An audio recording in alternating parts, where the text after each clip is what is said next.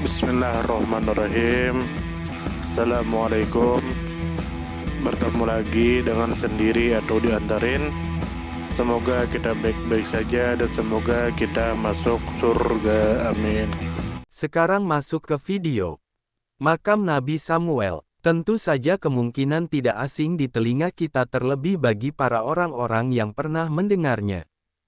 Disebutkan menurut informasi yang beredar bahwa makam Nabi Samuel adalah sebuah situs pemakaman tradisional yang dipercaya sebagai tempat peristirahatan Nabi Samuel dalam tradisi Alkitab. Situs ini mencakup masjid peninggalan masa Mamluk, ruang bawah tanah yang dianggap sebagai makam Nabi Samuel, serta peninggalan arkeologis dari berbagai periode sejarah. Kemudian menurut informasi yang beredar bahwa sosok utama yang dihormati di tempat ini adalah Nabi Samuel yang merupakan tokoh penting dalam tradisi Yahudi, Kristen dan Islam. Selain itu, tempat ini juga pernah menjadi perhatian para penguasa dari berbagai periode, seperti Kaisar Bizantium, pasukan perang salib, dinasti Mamluk, hingga otoritas modern yang kini mengelola kawasan tersebut.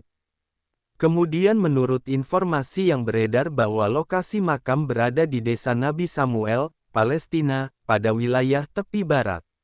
Tempat ini terletak di atas puncak bukit dengan ketinggian sekitar 908 meter di atas permukaan laut, dikelilingi desa Palestina lain seperti Al-Jib, Beit Hanina dan Beit Iksa. Kemudian menurut informasi yang beredar bahwa perkembangan situs ini berlangsung sepanjang sejarah. Pada abad ke-6 dibangun sebuah biara Bizantium. Pada abad ke-12, masa Perang Salib, didirikan benteng dan gereja. Pada abad ke-14, pada era Mamluk, dibangun masjid. Sejak tahun 1967, setelah Perang 6 Hari, lokasi ini dikelola oleh otoritas Israel. Kemudian menurut informasi yang beredar bahwa tempat ini dianggap sakral karena diyakini sebagai lokasi pemakaman Nabi Samuel, meskipun terdapat perbedaan pandangan tentang keaslian klaim tersebut. Nilai religius, tradisi lintas agama dan kepentingan arkeologis menjadikan lokasi ini sebagai tempat penting dalam sejarah keagamaan dan budaya. Kemudian menurut informasi yang beredar bahwa situs ini mengalami transformasi dari biara Bizantium menjadi benteng perang salib, kemudian masjid pada masa Mamluk. Saat ini, ruang bawah tanahnya difungsikan sebagai sinagoge dengan pembagian ruang doa untuk pria dan wanita Yahudi. Selain itu, kawasan ini dikelola sebagai bagian dari Taman Nasional oleh otoritas Israel. Dari sudut pandang sejarah, makam Nabi Samuel mencerminkan dinamika panjang antara tradisi keagamaan dan kekuasaan politik yang silih berganti.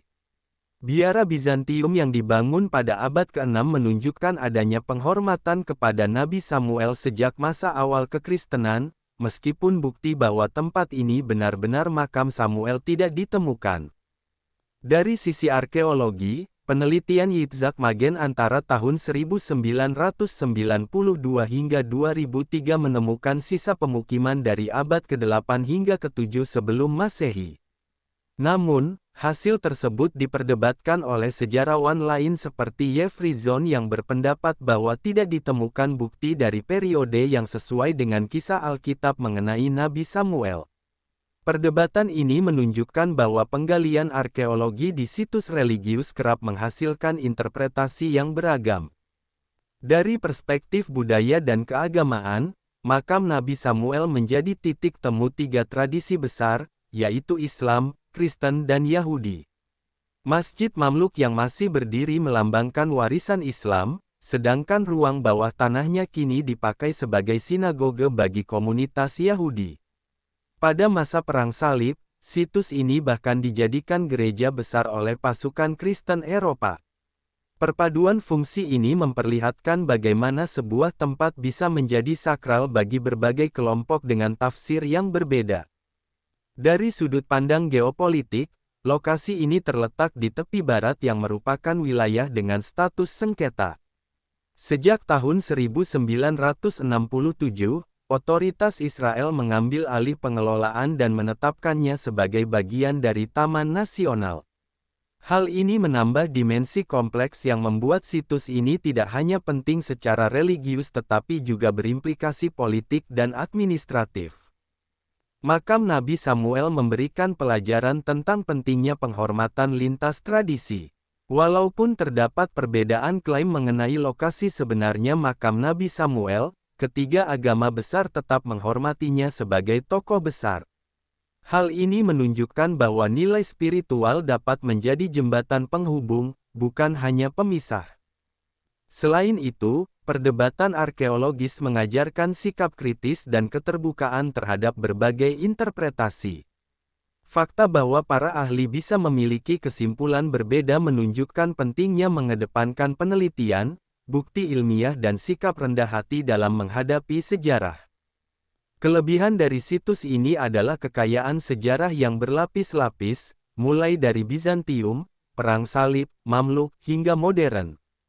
Hal ini menjadikan makam Nabi Samuel sebagai salah satu contoh terbaik dari sebuah situs religius yang memiliki makna lintas budaya dan lintas agama. Kekurangannya adalah perdebatan mengenai keaslian klaim sebagai makam Nabi Samuel yang masih belum dapat dipastikan. Pengelolaan situs yang berada dalam wilayah dengan status sengketa juga menimbulkan ketegangan dan keterbatasan akses bagi sebagian pihak. Saran membangun adalah perlunya pendekatan multilateral dalam pengelolaan situs ini. Dengan menjadikannya warisan budaya dunia yang diakui secara internasional, diharapkan pengelolaannya lebih adil dan terbuka bagi semua pihak, baik peneliti, peziarah, maupun wisatawan. Sumber referensi Google Chrome dan ChatGPT.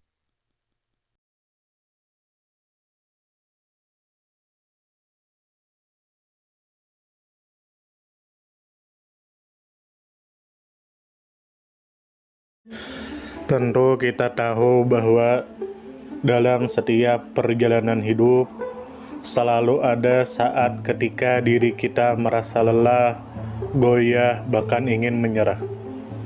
Namun di balik setiap perintangan tersembunyi peluang untuk tumbuh dan menguatkan diri kita. Hari ini adalah kesempatan baru, saat yang tepat untuk kembali menyusun niat, memperbaiki langkah, dan meyakini bahwa setiap tetes usaha tidak akan pernah sia-sia. Bangkit bukan karena tidak pernah jatuh, tetapi karena memilih untuk tidak tinggal dalam kejatuhan. Teruslah melangkah meski perlahan, karena selangkah lebih dekat adalah lebih baik daripada diam dalam keraguan. Ya Allah, ya Tuhan kami yang Maha Pengasih lagi Maha Penyayang, jadikanlah hidup kami ini sebagai ladang amal yang penuh berkah. Berikan kekuatan untuk terus menebar kebaikan di dunia. Anugerahkan kemudahan dalam menghadapi segala ujian, dan karuniakan akhir kehidupan yang baik.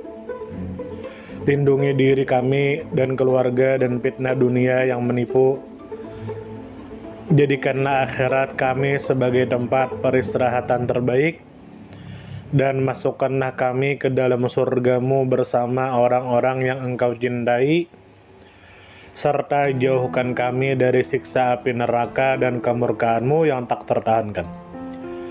Kepada setiap orang yang pernah hadir dalam perjalanan ini, terima kasih atas waktu, kebaikan, dukungan, bahkan teguran. Maafkan atas setiap kata yang menyakiti, sikap yang mengecewakan, atau hati yang mungkin belum sepenuhnya mampu menjaga. Manusia tidak pernah sempurna, namun ketulusan untuk tetap terus belajar dan memperbaiki diri tidak akan pernah padam. Tentu kita tahu bahwa kebaikan tidak selalu datang dalam bentuk besar.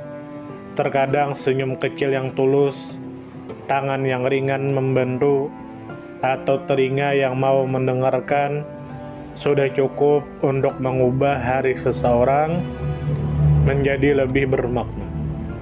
Jangan pernah kita menyepelekan kebaikan sekecil apapun, karena bisa jadi satu perbuatan kecil bisa menjadi rahmat Allah turun. Tentu kita tahu menjadi pribadi yang baik bukan berarti tanpa celah, namun menjadi pribadi yang senantiasa sadar dan ingin terus memperbaiki diri. Kebaikan itu menular, dan siapapun yang menanamkan kebaikan akan menuai kebahagiaan meski tak selalu terlihat oleh mata.